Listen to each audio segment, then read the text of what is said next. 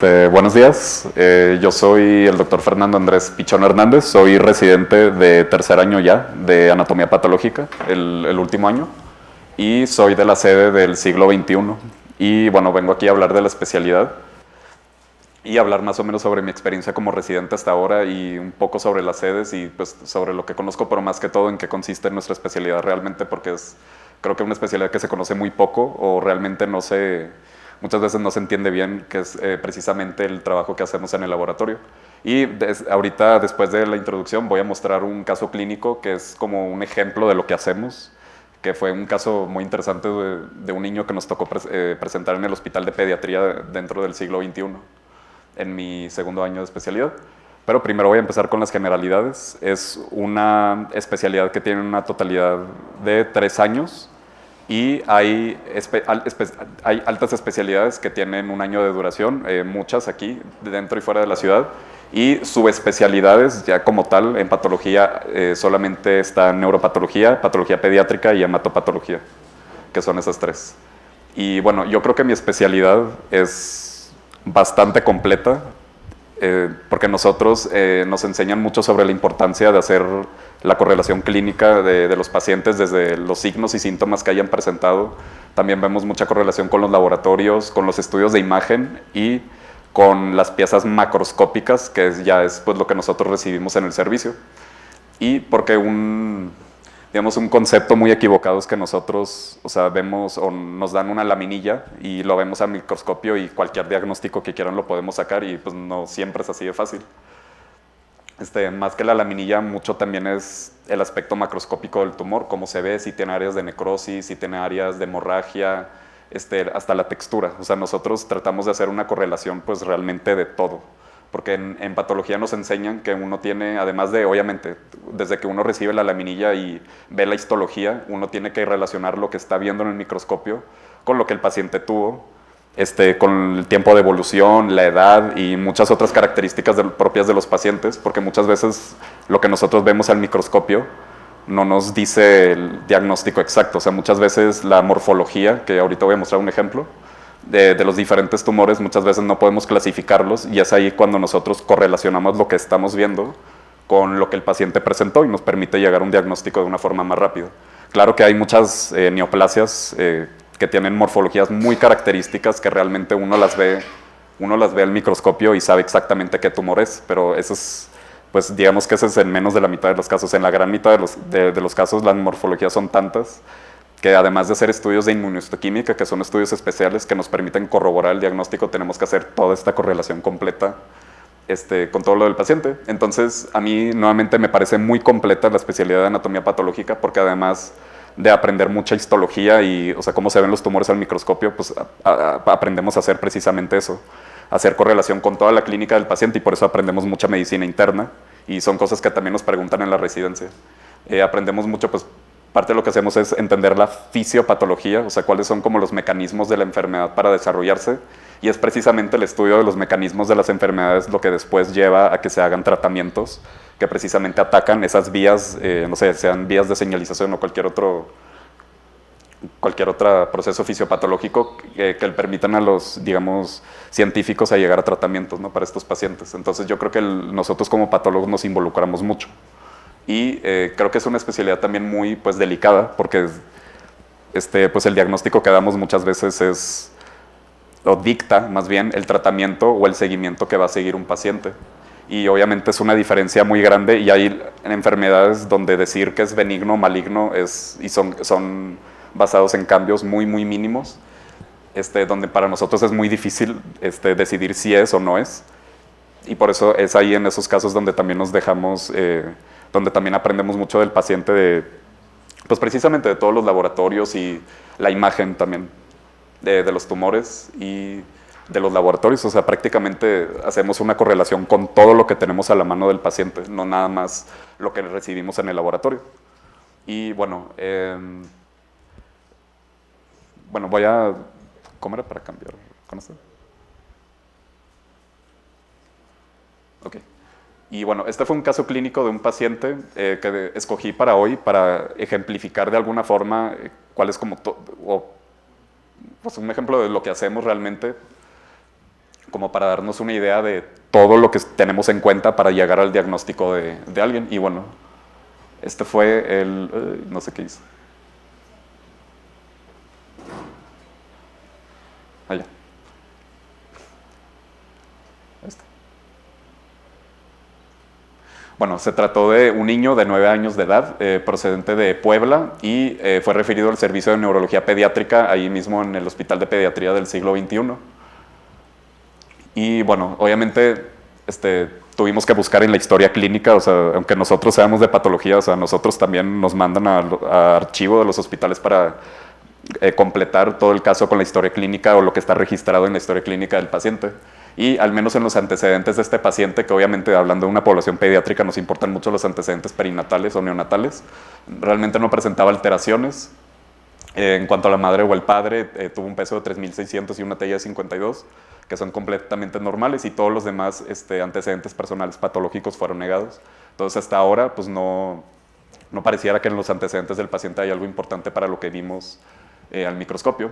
Y bueno, este paciente inició en septiembre de hace año y medio con sintomatología de episodios de náuseas, los cuales describían constantes y vómitos pues en proyectil, además de cefalea holocraniana, y sabemos que el vómito en proyectil y la cefalea holocraniana es un dato de hipertensión intracraneal.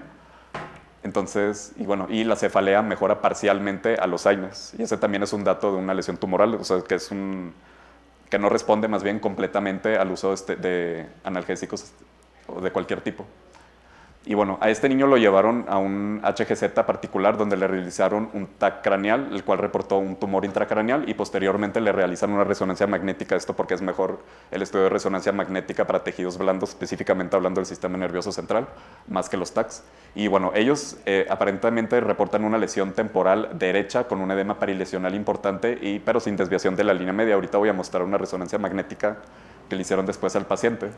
Ahora, algo importante es que a este paciente lo operaron en ese hospital donde primero le vieron este tumor en noviembre del 2018, y ellos lo reportaron como un jantoastrocitoma pleomorfo. Ahora, nosotros o sea, yo como patólogo, si yo leo el diagnóstico de un jantoastrocitoma pleomorfo, para empezar, esos tumores son muy raros que se presenten en niños y generalmente no tienen una evolución tan tórpida como el que tuvo este paciente.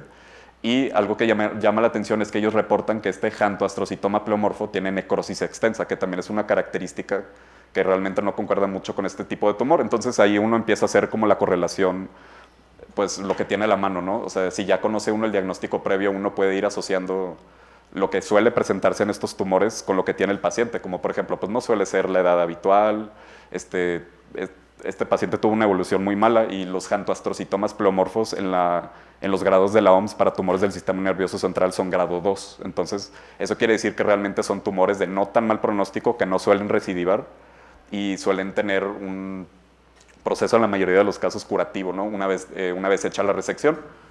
Entonces, ahí es donde comenzamos a sospechar que tal vez ese diagnóstico tal vez no es el correcto, tal vez se trata de un diagnóstico diferencial, pero bien, no se trata del tumor que realmente tiene el paciente.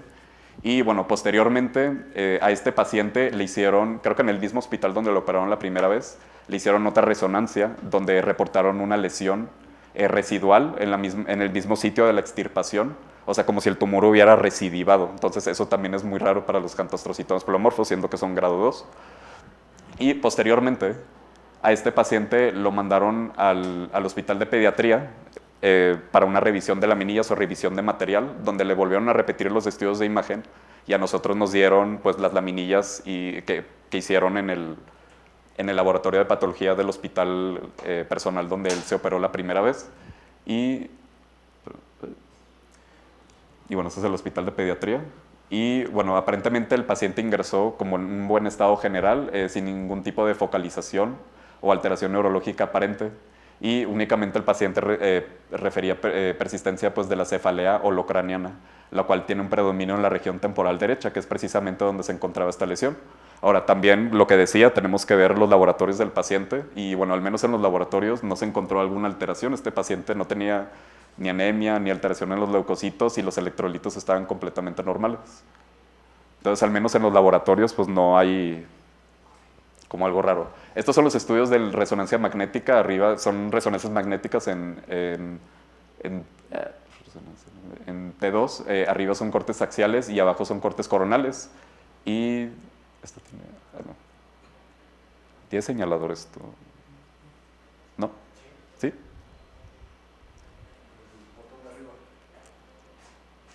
Ah, ya.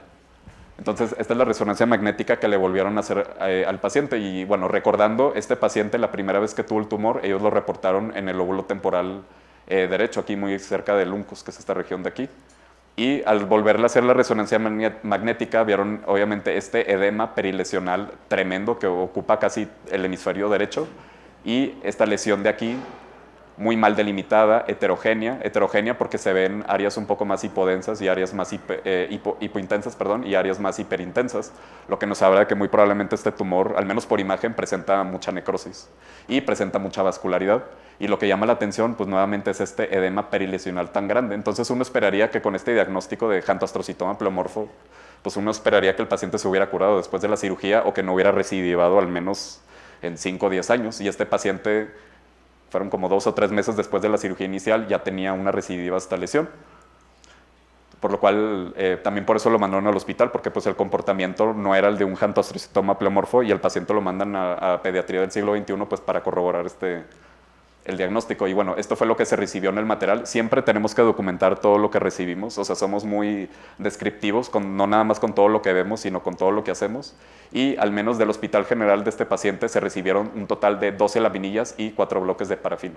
Y los bloques de parafina son de donde se sacan, pues, de donde se realizan las laminillas. Y bueno, también parte de lo que hacemos obviamente es muy importante es documentar pues, la morfología de los tumores y lo que nosotros estamos viendo al microscopio para defender nuestro diagnóstico, porque bueno, obviamente pues o sea, uno no espera que todos puedan entender una imagen de estas, o sea, más que el patólogo. Por eso es muy importante para el patólogo hacer mucho énfasis también en el aspecto microscópico de los tumores para poder defender pues, tu diagnóstico. Siempre es lo que te enseñan, o sea, aprender a defender lo que ves. Y bueno, en estas imágenes de las que se recibieron del hospital, estas fueron fotografías digitalizadas. Ah, no, estas no fueron digitalizadas, perdón, estas fueron otras. Pero bueno, podemos empezar a observar estas células que son grandísimas. Si las comparamos con estas células, estas llegan a ser hasta 20, 30 veces más grande. Y algo muy importante es el tamaño del núcleo. Hay una pérdida de la relación núcleo-citoplasma muy, muy sustancial con la presencia de estos nucleolos prominentes. Y que, bueno, en la siguiente imagen seguimos viendo este gigantismo celular, que si bien los jantoastrocitomas pleomorfos pueden llegar a presentarlo, no presentan este grado de crecimiento nuclear. O sea, hay unos núcleos pues aberrantes que se llegan a describir también en la literatura como monstruosos, ¿no? Con los mismos nucleolos. Y algo muy llamativo son estas células que también son neoplásicas. Son las mismas células neoplásicas que estas, pero de un tamaño menor. Lo que también nos habla de un pleomorfismo muy acentuado. Pleomorfismo es como una variación en el tamaño y en la forma, más bien más en la forma de las células. Entonces vemos, primero obviamente teniendo en cuenta que es un jantoastrocitoma pleomorfo, realmente nunca alcanzan este tipo de atipia. O sea, estas células son pues horribles, ¿no? O sea, y nuevamente el gigantismo celular es muy llamativo. Entonces, viendo las laminillas, obviamente nosotros empezamos a ver que probablemente no se trate de un jantoastrocitoma pleomorfo. Pero con esa morfología uno ya empieza a pensar en un diagnóstico diferencial muy probable, teniendo en cuenta la edad del paciente, que recordando tiene 9 años de edad. Y pues muchas imágenes son muy repetitivas, pero a mí me gusta poner muchas fotografías aunque se repitan. Como esta célula que ni siquiera es una célula, son como 5 células con el citoplasma fusionado, algunas inclusiones intranucleares y otra célula con un núcleo bastante hipercromático y muy feo. Entonces, sí. ¿No? Que es lo que observamos pues, en el tumor de este niño. Entonces, evidentemente no pensamos en un jantoastrocitoma pleomorfo, que si bien es un diagnóstico diferencial de este tipo de tumores, pues empezando por la clínica y el desenlace que tuvo el paciente, pues no es. Entonces, algo que también hacemos en patología es los estudios de inmunohistoquímica. Muchas veces nosotros, por morfología, no podemos dar un diagnóstico porque los tumores se parecen muchísimo. O sea, no es tan fácil como, claro, es específicamente este tipo de tumor. No siempre que vemos algo al microscopio es así. Y tenemos que corroborar con estudios de inmunohistoquímica, que sencillamente son estudios que detectan ciertos antígenos que a nosotros nos dicen que puede ser ese tipo de tumor. Por ejemplo, o sea, ¿a qué me refiero? Por ejemplo, este tumor, obviamente uno piensa por la localización que es un tumor de estirpe glial, ¿no? De los gliomas, ya sea astrocitomas, ependimomas o oligodendrogliomas, cualquier neoplasia glial, por lo cual se le hizo un estudio de inmunohistoquímica que detecta la proteína ácido glial fibrilar, el cual es una proteína citoplasmática que se encuentra en todas las neoplasias de estirpe glial. Entonces, si yo hiciera una proteína ácido glial fibrilar, la cual podemos ver que es positiva en las células, en el citoplasma de las células neoplásicas, ahí yo puedo empezar a inferir, bueno, esta se trata de una neoplasia, pues solamente de estirpe glial, es todo lo que puedo decir hasta ahora. Y bueno, esta tinción salió muy fea, salió muy amarilla, pero aquí podemos ver que hay una positividad en el citoplasma de la célula. Esta tinción corresponde a la IDH o a la isocitartero deshidrogenasa, la cual también es una enzima que es positiva o suele ser positiva en este tipo de tumores. P53, que nos permite, bueno, que también es muy representativo de este tumor, tener mutación del P53 en el núcleo de las células, y es una característica que no se ve en el jantostrocitoma pleomorfo. Entonces, esto es de mucha ayuda para decir que esto no es un jantostrocitoma pleomorfo, sino es una neoplasia de mayor grado. Y el Ki67, que nos permite ver qué tan rápido prolifera un tumor, que como pudimos ver, es bastante positivo. Es positivo casi como en el 40-50%, que es altísimo. Por lo cual el diagnóstico no fue el de un jantostrocitoma pleomorfo, sino ya después de la revisión quedó como un glioblastoma multiforme de células gigantes con una necrosis tumoral de aproximadamente 20%, con todos los estudios de inmunohistoquímica pues, que apoyan el diagnóstico, principalmente el IDH, bueno, que aquí fue no valorable, pero realmente se vio que era positivo, el P53 y el Ki67 tan elevado, y se le hicieron otras tinciones para descartar otro tipo de tumores, los cuales fueron pues, negativos. Y ya después de llegar realmente al tumor, uno empieza a resumir todo lo que aprendió del paciente y uno se da cuenta que primero los glioblastomas son más frecuentes en niños y se suelen asociarse a la mutación de esta enzima. Entonces, el diagnóstico final fue el de un glioblastoma multiforme y estos tumores son grado 4, no son grado 2, como el que anteriormente le habían diagnosticado. Y este tumor sí explica, en cuanto al comportamiento biológico, lo que el paciente tuvo y el desenlace se correlaciona muy bien. Y posteriormente pues hacemos una revisión del tema, ¿no? Que no voy a perder tiempo en eso. Obviamente también después de hacer un diagnóstico a veces tenemos que hacer revisiones del tema de la literatura y también del tratamiento, porque parte de algo que no mencioné es que en patología ya no solamente es ver algo, hacer una correlación y hacer un diagnóstico, muchas veces también le podemos ayudar al clínico en cuanto al tratamiento del paciente. Porque ya con los estudios de biología molecular, de buscar translocaciones y otro tipo de cosas muy específicas, uno puede poner en sus notas o en sus diagnósticos como una nota, ¿no? Una nota adicional. Como por ejemplo, en el caso de los linfomas, voy a dar un ejemplo, como en el caso de los linfomas, hay linfomas que expresan pues, CD20 y para eso está el rituximab, que es un medicamento biológico contra los CD20. Entonces yo puedo poner en la nota de que el linfoma de tu paciente expresa CD20 de forma muy intensa, por lo cual el tratamiento con rituximab tiene, digamos, como, o este paciente va a tener una muy buena respuesta al rituximab y se lo pones como una recomendación al clínico, ¿no? Entonces, nuevamente, por eso a mí se me hace muy completa esta especialidad, porque hoy en día no es solamente hacer el diagnóstico correlacionando todo lo que tiene el paciente, sino también ayudar al clínico con el tratamiento, y ahora con las técnicas de biología molecular podemos hacer precisamente eso. Y entonces, gracias. Es como, en resumen, lo que hacemos más o menos. No sé si hay como alguna pregunta o de alguna de las sedes, no sé, o de mi sede, o... No sé. Entonces sí, a mí se me hace bastante completo. O sea, desde el diagnóstico hasta el tratamiento, el patólogo ya participa pues hasta en el tratamiento del paciente también. Y también es muy importante, el tratamiento para nosotros, porque la radioterapia y la quimioterapia tienen cambios histológicos en los tejidos. Entonces, si yo veo algo y no me dicen que el paciente tuvo quimioterapia, yo puedo malinterpretar lo que estoy viendo. Por eso el tratamiento es muy importante, los antecedentes de tratamiento del paciente. Sí.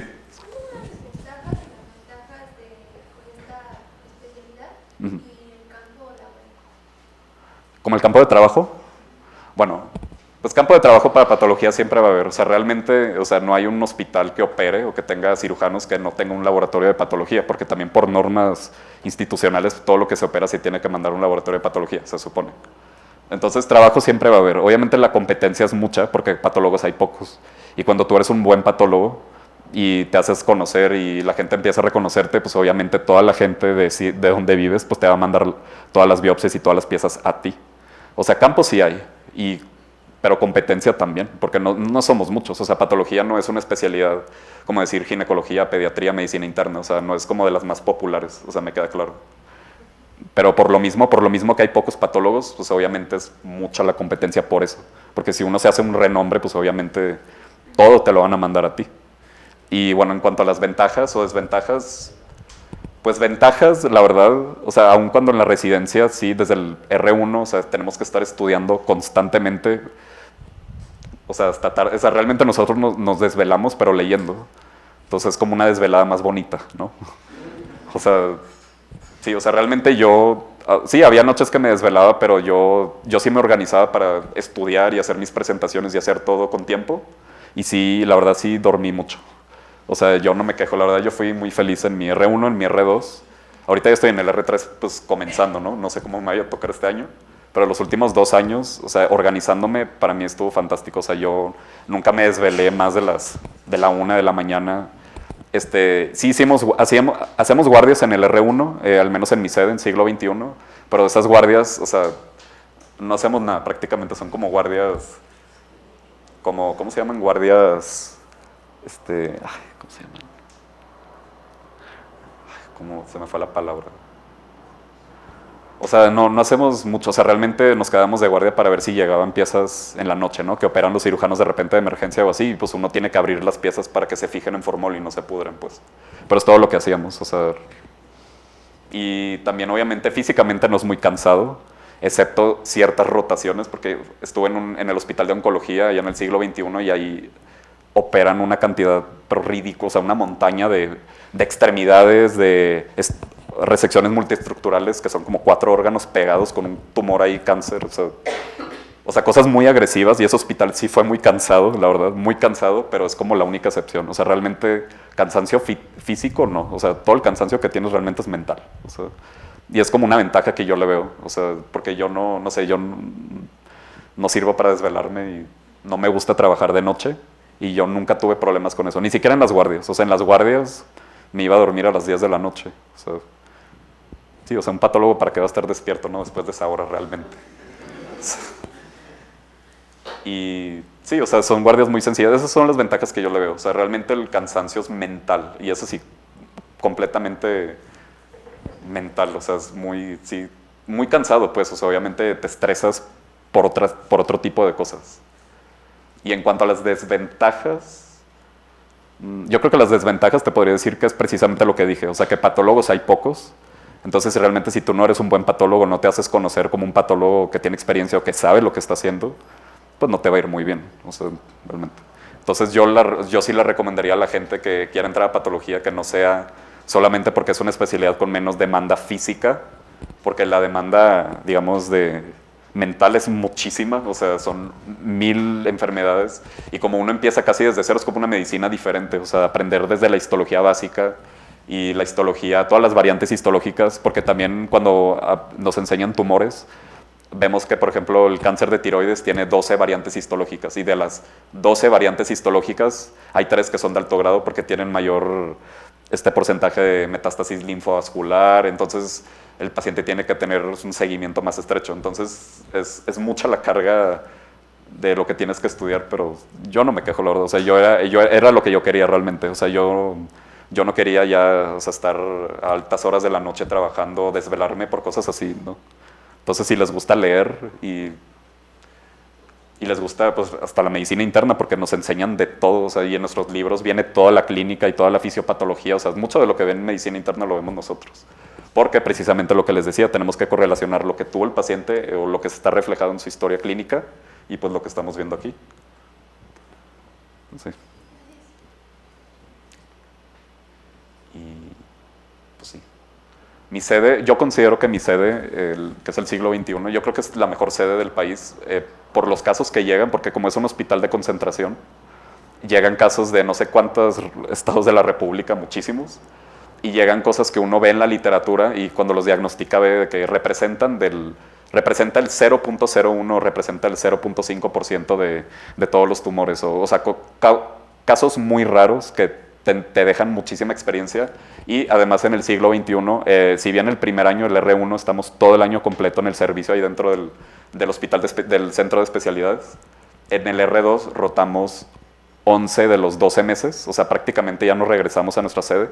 Nos mandan a rotar a 6 hospitales, 7 hospitales diferentes, desde el INER, el INCAN, el Hospital de Ginecología, el Castelazo, que es el 4, aquí en el Hospital de Pediatría del siglo XXI, en el Hospital de Oncología, en el Hospital de Cardiología, en Médica Sur también. O sea, tenemos como... no hay nadie que tenga más rotaciones que nosotros en la sede, y en el tercer año de la residencia, que es el que estoy cursando, rotamos 8 meses de los 12 del año. Entonces también estamos más de la mitad del año fuera, rotando y teniendo pues, experiencias muy valiosas en otros hospitales. Entonces si alguien quisiera patología, pues yo recomendaría mi sede mucho. Más que todo por eso, por los casos que llegan y por la experiencia rotatoria que te deja tan grande, que realmente nadie las tiene. O sea, muy pocos. O sea, los demás, yo he conocido residentes de muchos hospitales, no voy a decir cuáles, pero muchos hospitales aquí dentro de la ciudad de patología, y ellos nos rotan 3 meses a veces o menos, 4 meses a lo mucho, y nosotros rotamos más del doble. Entonces mi sede, yo sí la promocionaría por eso, porque me parece una excelente sede. O sea, yo creo que la experiencia que he tenido hasta ahora es muchísima. O sea, vemos casos muy poco frecuentes y que te dejan muchísima enseñanza, ¿no? Para la vida.